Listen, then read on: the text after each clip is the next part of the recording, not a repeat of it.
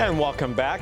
When a group tries to connect all sorts of services for people of all ages, it can be a tough thing to weave all together and make it run efficiently. Joining us right now are two people who are part of a systems network that has been able to do just that. LinkAges Timebank. First, Paul Tang. He is a Chief Innovation and Technology Officer for Sutter Health Palo Alto Medical Foundation. And also here is Irene Ogawa, a LinkAges Timebank member. Thank you both for being here. Now, when I first started, and I'm looking at the spelling, I said LinkAges, and then I was told it's LinkAges. So LinkAges is a good description, and LinkAges is the name, right? That's absolutely correct. Give us an idea in terms of how it all started. Well, it started because we wanted to essentially rebuild community. That's how we came. We're social animals, and we want to build a community of supporting each other. So we named it LinkAges, as link across the ages, link across generations. And that's our definition of a community. And you know what? A much more difficult problem than people might think, right. Especially the cultural things that come with it, huh? Exactly right. Have you found many obstacles in that way that are cultural?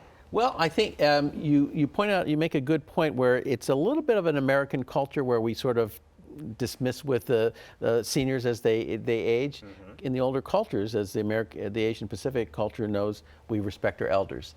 In America, we're fairly fast-paced and we're autonomous, but we forget how valuable it is for people who are experienced. Yes, and of course, I know a lot of people who envy the Asian American Pacific Islander culture because they do that.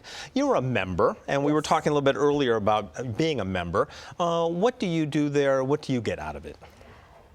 It's a really nice way to be able to share skills that I have or knowledge that I have, and yet not be tied into a big schedule.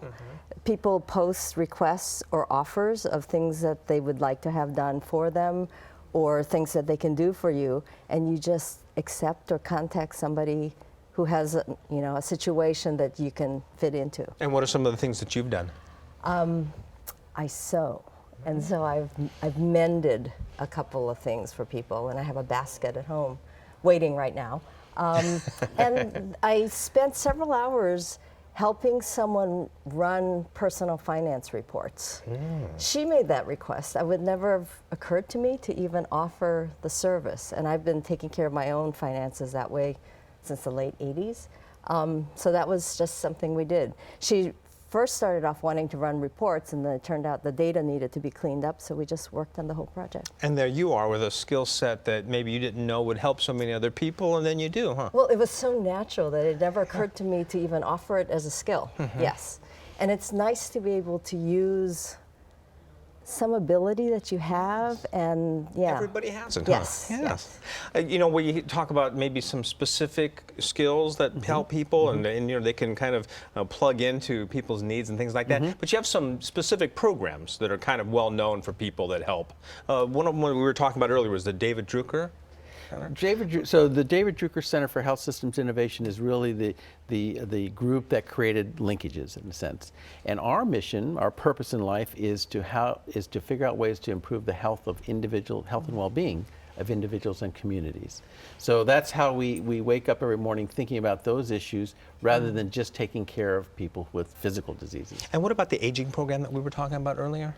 The Successful Aging? Successful Aging is the name that we give for the LinkAges Timebank, and the program of helping people age successfully, live in community.